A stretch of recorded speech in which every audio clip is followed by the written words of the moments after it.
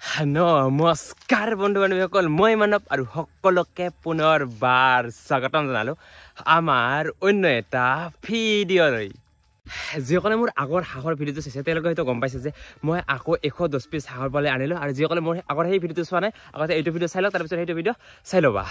আৰু সেই আগৰ ভিডিঅ'টোত মই দেখাইছিলোঁ যে হাঁহৰ ব্ৰডিংটো কেনেকৈ বনাব লাগিব আৰু প্ৰথম দিনৰ পৰা 15 দিনলৈ কেনেকৈ ৰাখিব লাগে সেইখিনি মই সেই ভিডিঅ'টো দেখাইছোঁ আৰু সেই ভিডিঅ'টোত মই কৈছিলোঁ যে নেক্সট ভিডিঅ'টোত মই ক'ম যে হাঁহক প্ৰথম 15 দিনত কি দানা দিব লাগে মানে ব্ৰডিঙত ৰখালৈকে কি দানা দিব লাগে আৰু লগতে কি মেডিচিন দিব লাগে আৰু লগতে কি ভিটামিন দিব লাগে আজি এই ভিডিঅ'টোত গোটেইখিনি দেখাবলৈ চেষ্টা কৰিম তো বলক বেছি দেৰি নকৰি আজিৰ এই ভিডিঅ'টো আৰম্ভ কৰোঁ তো আপোনালোকে ভিডিঅ'টো একেলগে চাই থাকক গোটেইখিনি কথা গম পাব আৰু গাইছ এতিয়া সোমাইছোঁ মই আমাৰ ডাঙৰ হাঁহ ৰখা ফাৰ্মত আৰু এইফালে আছে এইবিলাক হাঁহ আৰু এনেকুৱা হাঁহ আছে বৰ্তমান 18 পিচ এইফালে এনেকুৱা ডাঙৰ হাঁহ এই যে চাওক এইবোৰ আৰু আজি মানে বজাৰত 4টা হাঁহ লৈ গৈছিলোঁ আৰু 4টা হাঁহ বিক্ৰী কৰি পালোঁ 1600 টকা আৰু বৰ্তমান আছে 18 পিচ আৰু আনিছিলোঁ 50 পিচ আছিল 46 পিচ তাৰে মানে 4 পিচ মৰি গৈছিল আৰু বিক্ৰী কৰি বৰ্তমান আছে 18 পিচ আৰু এই ডাঙৰ হাঁহখিনি যেতিয়া গোটেইখিনি যেতিয়া বিক্ৰী কৰা হয় তেতিয়া এটা ভালকৈ ভিডিঅ' বনাই দিম বাৰু তো আমাৰ 50 পিচ হাঁহ বিক্ৰী কৰি কিমান টকা পালোঁ বাকী এতিয়া এনেকুৱা হাঁহ আছে 18 পিচ আৰু এইখিনি আৰু বিক্ৰী কৰিব লাগিব আৰু এসপ্তাহমান পিছত এইবোৰ বিক্ৰী কৰি দিম চাওক এইবিলাক হাঁহবিলাক তো এইবিলাকৰ 1.5 কেজি হোৱা নাই আৰু এইবিলাক এতিয়া বলক যাওঁ আমাৰ সৰু হাঁহ ৰখা ব্ৰডিঙত আৰু এইফালে আছে ব্ৰডিং দুটা চাওক এইফালে এটা আছে এইফালে আৰু লগতে এইফালে এটা আছে আৰু এইফালে চাওক সৰু হাঁহবিলাক ভোক লাগিছে সিহঁতক দানা দিব লাগিব সিহঁতক ইয়াৰ আছে 55 আৰু লগতে ইয়াৰ আছে 55 টোটেল 110 পিচ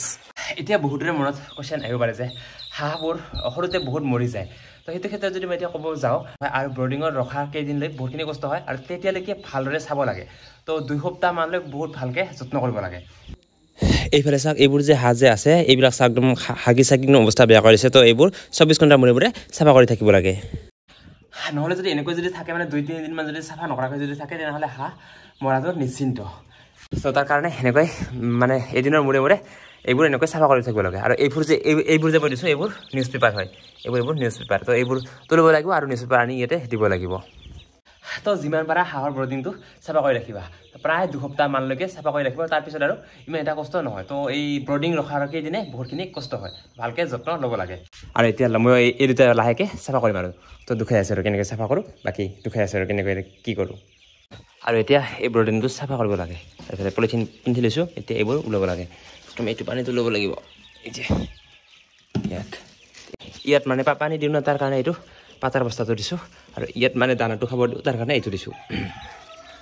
এইটো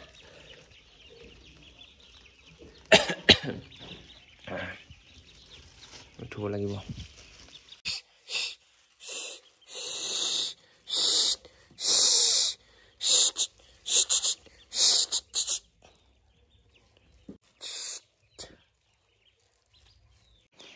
আৰু এইফালে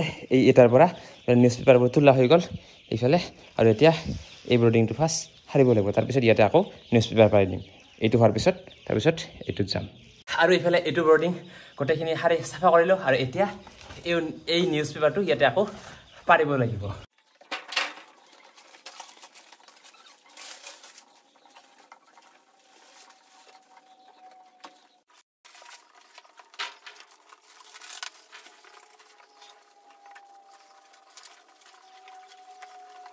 আৰু এইফালে ধুনীয়াকৈ এইটো ব্ৰডিঙত এনেকুৱাকৈ নিউজ পেপাৰ পাৰি দিলোঁ এইফালে এখন বস্তা দিছোঁ এইটো হ'ল চিমেণ্টৰ বস্তা তাৰপিছত এইফালে এটা পাটাৰ বস্তা আৰু এইটোত মানে পানীৰ পাত্ৰবোৰ ইয়াত আৰু ইয়াতে থ'ম তেতিয়া মানে পানী পৰি লওঁ সেইফালে মাটিয়ে শুহি ল'ব আৰু এনেকৈ প্ৰথম ব্ৰডিংটো গোটেইখিনি কাম কমপ্লিট হৈ গ'ল আৰু এইফালে চাওক হাঁহবিলাক এতিয়া পানী খাই আছে দিয়ক এতিয়া এই ছেকেণ্ড ব্ৰডিংটো গোটেইখিনি চাফা কৰি লওঁ তাৰপিছত দুখাই আছোঁ আৰু এইফালে চাওক দুটা ব্ৰডিঙতে কমপ্লিট হৈ গ'ল এইটো এটা দুটা ব্ৰডিঙতে পেপাৰ পৰা হৈ গ'ল আৰু এতিয়া ইহঁতক দানা দিব লাগে ইহঁতক আৰু দানাটো সৰুতে এনেকৈ দিব লাগে এনেকৈ দিব লাগে চাৰিওপিনে দিব লাগে এনেকৈ দিব লাগে খাওঁ জলদি খাওঁ দানা খা আৰু পানী খা সোনকালে ডাঙৰ হ'ব লাগে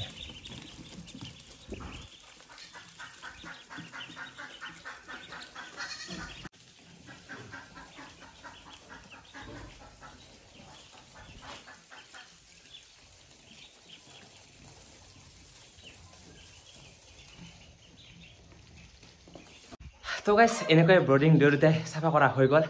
এতিয়া বলক চাওঁ প্ৰথম অৱস্থাত যেতিয়া মানে হাঁহ লৈ আহা তেতিয়া কিমান মান খৰচ হয় বৰ্তমান কিমান মান খৰচ হয় বলক সেইটো চাওঁ তাৰপিছত চাম আকৌ দানা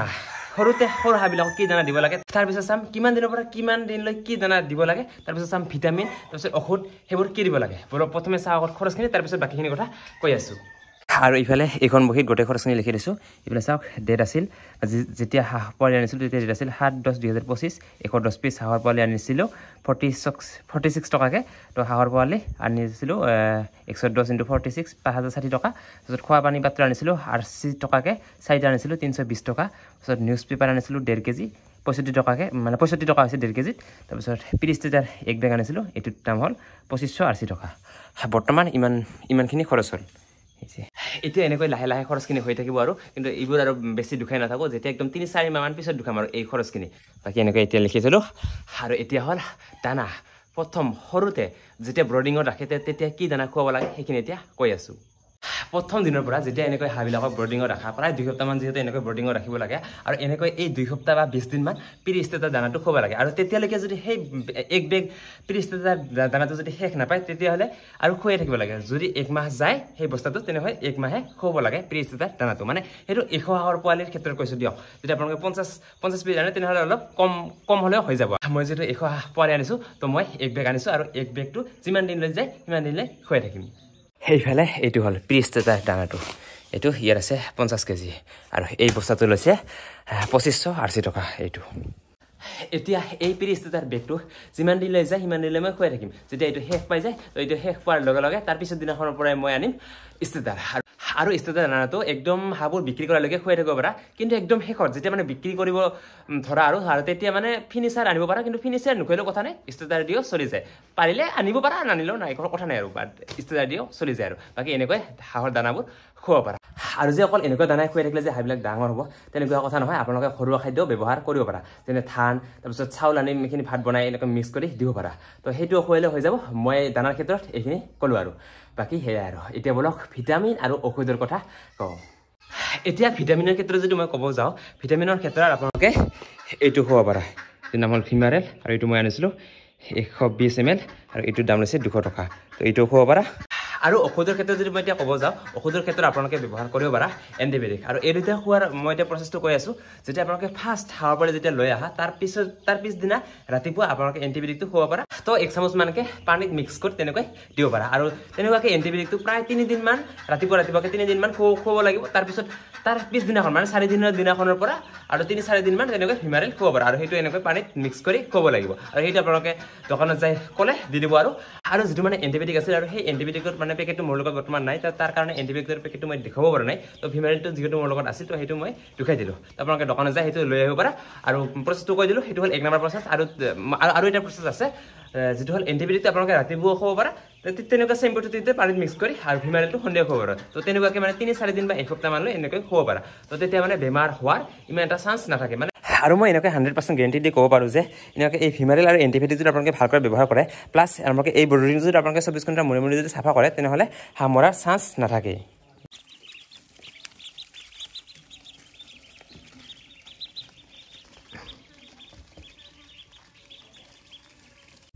এতিয়া হাঁহৰ পোৱালি আৰু এটা ক্ষেত্ৰত মৰিব পাৰে যেতিয়া ফাৰ্ষ্ট হাঁহৰ পোৱালি আনি ব্ৰডিঙত ভৰোৱা হয় তাতে যিবিলাক সৰু হাঁহৰ পোৱালি থাকে তো সেই সৰু হাঁহবিলাক প্ৰথমতে আগতে মানে বেলেগ এটা সাইড কৰি থব বেলেগ সাইডত থব সেইটো এক্সট্ৰাকে থব সৰু বিলাক ওলাই যদি আপোনালোকে সেই তাতে থাকে যদি একেলগে যদি ডাঙৰ গোটেইখিনি যদি মিক্স হৈ থাকে তেতিয়াহ'লে যেতিয়া হাঁহবিলাকে যেতিয়া গোট হয় না গোটেইখিনি যদি একেলগে থাকে সেই সৰু হাঁহবিলাক তলিত পৰি থাকে আৰু তেতিয়া হেচন খাই সৰু হাঁহবিলাক মৰি যায় তো আপোনালোকে এনেকৈ 2-3 দিন 4 দিনমান পাৰিলে মানে সেই সৰু হাঁহবিলাকক মানে এক্সট্ৰাকে থব আৰু তাৰপিছত আৰু একেলগে থব পাৰিব তো এনেকৈ হাঁহ মৰাৰ চান্স থাকে আশা কৰোঁ গোটেইখিনি কথা আপোনালোকে বুজি পালা যদি আপোনালোকে কিবা যদি ইয়াতে বুজি পোৱা নাই তেনেহ'লে কমেণ্ট কৰিব পাৰে মই সেইখিনি ৰিপ্লাই দিবলৈ চেষ্টা কৰিম বাৰু তো এই আছিল আজিৰ এই ভিডিঅ'টোত ভিডিঅ'টো আৰু বেছি দেখিলে নকৰোঁ ভিডিঅ'টো ভাল লাগিলে লাইক কৰিব কমেণ্ট কৰিব শ্বেয়াৰ কৰিব লগতে যিসকলে মোৰ চেনেলটোত এতিয়ালৈকে ছাবস্ক্ৰাইব কৰা নাই তো সকলোৱে মোৰ চেনেলটো এতিয়া ছাবস্ক্ৰাইব কৰি দিয়ক আজিলৈ বাই নেক্সট এটা ধামাকা ভিডিঅ'তে লগ পাই আছোঁ আজিলৈ